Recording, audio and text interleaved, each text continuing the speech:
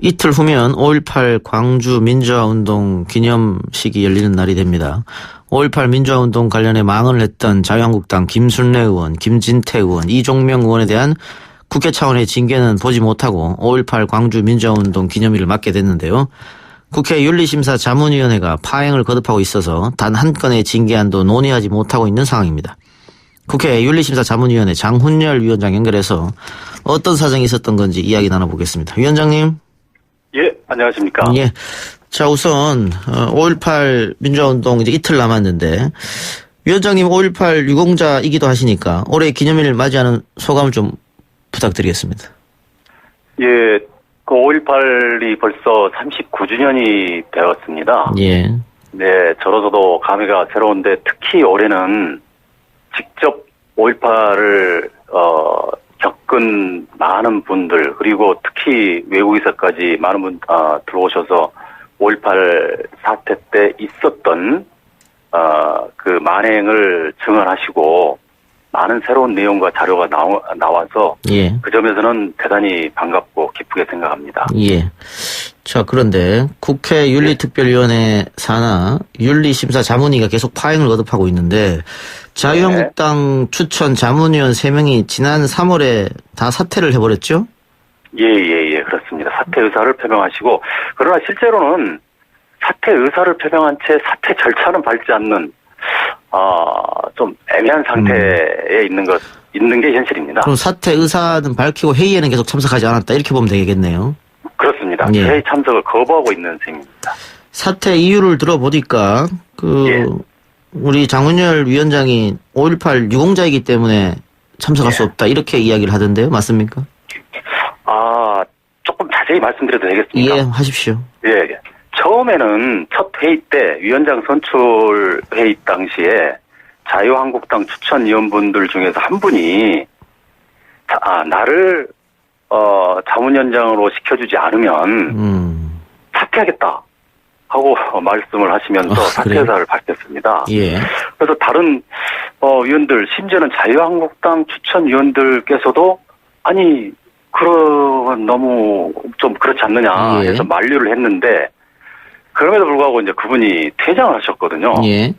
예. 그리고 그러더니 이제 그 다음날로 저는 기억합니다만 이 자유한국당 나머지 분들까지 포함해서 세 분께서 예. 아마 제 기억이 맞는지 모르겠습니다만 그 나경원 원내대표실에 모여서 제가 이제 그때 그 다음날이죠. 그러니까 제가 그때 이 5.18 유공자라는 사실이 확인된 후에 이제 다시 이번에는 또 그 이유를 들어서 전원이 집단 사퇴 의사를 표명하고 지금 사퇴 절차를 밟지 않고 있는 상태입니다. 지금 구성이 민주당 추천 4명, 자유한국당 추천 3명, 바른미래당 추천 1명 이렇게 국회 의석수 분포해서 8명 됐지 않습니까? 그렇습니다. 그렇게 한다면은 민주당 추천 인사가 위원장이 되는 게 순리인 것 같은데 자유한국당 인사가 나를 위원장 시켜주지 않으면 사퇴하겠다 이렇게 얘기하고 다음에는 위원장이 5.18 유공자이기 때문에 안 된다 이렇게 얘기했다는 거죠. 그럼 그 이후로 그 심사는 계속해서 안 이루어진 겁니까? 사실 그 바른미래당 위원께서 참석을 해주시면 사실은 저희 자문위원회 의결 정족수가 제적 과반수 출석 과반수 찬성으로 이루어지기 때문에 회의 개최 및 의결도 가능합니다. 그런데 이제 바른미래당 추천위원께서 이어서 이 자유한국당 추천위원들이 돌아오지 않으시면 본인도 회의에 참석을 하지 않으시겠다. 고 말씀하시면서 참석을 안 하시는 바람에 결국은 제적 과반수 출석에 미달되는 바람에 회의를 개최조차 못하고 마비된 상태입니다. 그러면 바른미래당 추천위원이 지성우 교수만 와도 회의는 할 수 있다 이 말씀이죠? 예, 회의뿐만 아니라 의결이 가능합니다. 예. 그런데 어쨌든 지금 안 되고 있는 상황이고. 예. 그 국회 윤리특위 징계 절차는 어떻게 됩니까? 자문위원회를 꼭 심사를 거쳐야 되는 겁니까? 그게 성명서에도 아예 규정 내용을 제가 밝혔습니다. 예. 물론 국회법 규정에 윤리특별위원회는 윤리심사 자문위원회의 의견을 청취하여야 한다 하고 의무 규정을 두고 있습니다.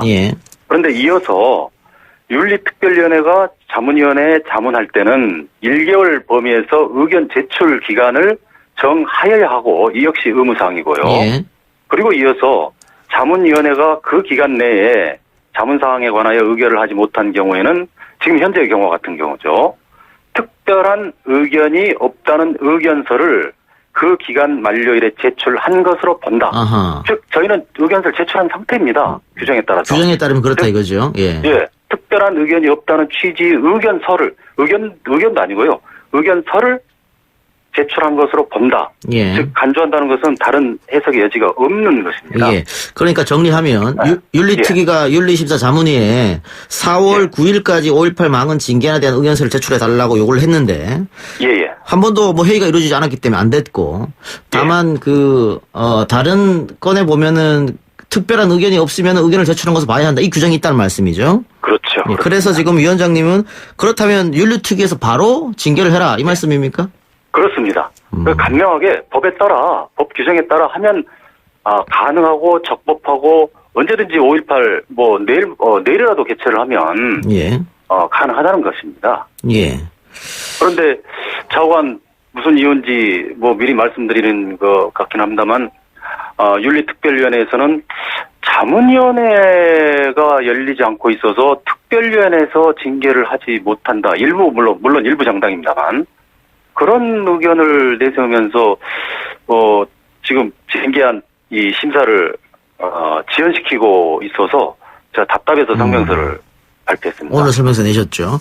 예. 그런데 그 바른미래당 추천위원한테 한번 이렇게 연락을 해보셨습니까? 왜냐하면 지금 바른미래당은 자유한국당 의원들에 대한 이 망언했던 거에 대해서 예. 당내 처리를 빨리 촉구하고 있는 입장이거든요. 그러면은 예, 그렇습니다. 그 당의 입장하고 좀 반하는 이야기인데 혹시 이야기 한번 해보셨어요? 예. 그렇지 않아도 바른미래당 추천위원분께 제가 여러 가지 방법으로 즉 제가 직접 전화도 드린 적이 있고요. 그 다음에 저희 이제 윤리자문위원회 지원하는 행정실이 있습니다. 예. 행정실 주무관에게 반드시 전화를 드려서 참석을 부탁드립사 하고 드리라고 해서 드린 걸로 알고 있고요. 예. 그런데 일단 제가 전화를 드리면 전화를 받지 않으시고요. 그래서 지금 앵커께서도 말씀하신 것처럼 바른미래당은 이 5.18 망언 징계안을 발의한 당사자 정당입니다. 예. 그런데 그 점에서는 제가 좀 이해가 안 돼서 전에 이 기자분들 앞에서 잠깐 언급한 적이 있는데 그게 모르겠습니다. 그게 좀 좋지 않은 영향을 미치는 것인지 어떤 것인지. 그러면 위원장님 어떻게 될 것 같습니까? 어제 국회 윤리특위가 간사회의 불발됐기 때문에 안 되는 거고 오늘 위원장님이 성명서 발표하셨잖아요. 그냥 윤리특위에서 하면 된다. 앞으로 어떻게 될 것 같습니까? 글쎄 앞으로 전망이라는 것은 참 조심스러운데요. 예. 우선은 이 사례를 들면 혹시 도움이 될지 모르겠습니다. 제가 윤리심사 자문위원회 위원장을 맡게 되면서 지난 국회의원 19대 국회의원 징계안 처리 현황이라는 자료를 받았습니다. 예.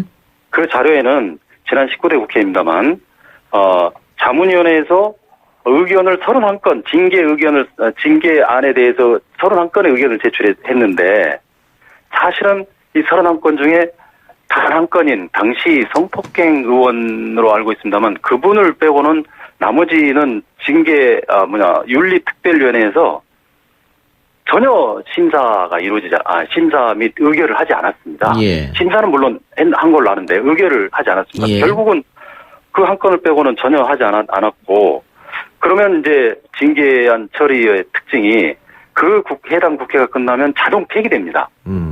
그래서 지금 20대 국회는 지금 물론 단 한 건도 윤리특별위원회에서 지금 심사 의결을 못하고 있는 걸로 알고 있고 이제 내년 총선이면 자동 폐기되기 때문에 혹시 결국은 19대 사례도 그렇고 20대 지금 현 국회도 그렇고 결국은 자문위원회를 핑계로 혹시 지연을 시켜서 자동 폐기를 원하는 게 아닌가 저로서는 참 답답합니다. 그냥. 근데 저 이해가 안 되는 게요. 이게 국회 윤리심사 자문위를 도입한 취지가 국회 제19 감싸기 이제 이런 거 좀 하지 말자 해서 도입한 거잖아요. 그렇습니다. 그런데 그걸 이용해서 징계를 하지 않겠다. 이거 지금 결과적으로 좀 그런 양상이 아닌가. 저도 좀. 그렇네요. 그래요. 알겠습니다. 좀 지켜보죠. 예, 자, 예. 그리고 이거는 국회 윤리심사 자문위원회 위원장 자격이 아니고 개인 입장으로 제가 여쭤보겠습니다. 5.18 유공자이시니까요. 예, 예. 황교안 대표가 5.18 기념식에 참석하겠다라고 밝혔는데, 그래서 예, 뭐 좀 논란이 분분한데 여기에 대해서는 어떤 입장이십니까? 그야말로, 제1야당의 이 대표분을, 이렇게 거론하는 게 온당한지 모르겠습니다만, 예. 저도, 네, 사실은 지난번 황교안 대표께서 광주를 방문하셨다가, 예. 실제로, 뭐 정상적인, 준비된 행사를 마치지 못하고 돌아오신 것도 기사로 봤고요. 예. 저도, 지금 황교안 대표께서 사실은, 법조인 출신이지 않습니까? 예. 누구보다도 법을 잘 아시고, 그리고 자유한국당에서도 스스로 5.18 망언 의원들에 대해서 징계 절차를 밟고 있는 중이고요. 예. 그리고 김술래 의원인가요? 예. 그분에 대해서는 어쨌든 자유한국당 내부의 윤리위원회에서 징계 의견을 낸 것으로 알고 있고, 그건 언제든지 마음만 먹으면 징계를 할 수 있다고 보는데, 그조차 처리하지 않는 상태에서 또다시 방문을 하시면, 아마, 글쎄, 좀 바람직하지 못한 모습이 또 연출되지 않을까 걱정입니다. 예, 징계는 처리하고 갔으면 좋겠다, 이런 생각이신 것 같고요. 최소한 그 정도는, 예. 예의이지 않을까 싶습니다. 예. 올해 들어가지고 5.18 광주 민주화운동 밝혀지지 않는 진상에 대해서 증언하시는 분들이 새롭게 많이 나타나셨고, 또 각종 서류도 문서로도 많이 나타났는데, 그런데 지금 진상조사위는 아직 출발도 못하고 있습니다. 이 문제는 어떻게 바라보고 계십니까? 네, 그 진상조사위원회도 지금 광주 5.18 민주화운동 유공자께서 추천되었다고 해서 자유한국당 측에서 그걸 격렬히 좀 반대했던 것으로 제가 기억을 하는데, 그야말로 5.18 민주화운동은 이제 어느 한 지역의 문제나 어느 한 집단이나 한 정당의 문제가 아니라 전 국가적인 차원의 우리나라 민주화 역사에 그야말로 이정표가 아닌가 생각하고, 그에 대해서는 거의 이론의 여지가 없으리라고 봅니다. 자유한국당 스스로도 5.18 망언 의원들에 대해서는 징계를 해야 된다는 입장을 공식적으로 표명하고 있으니까요.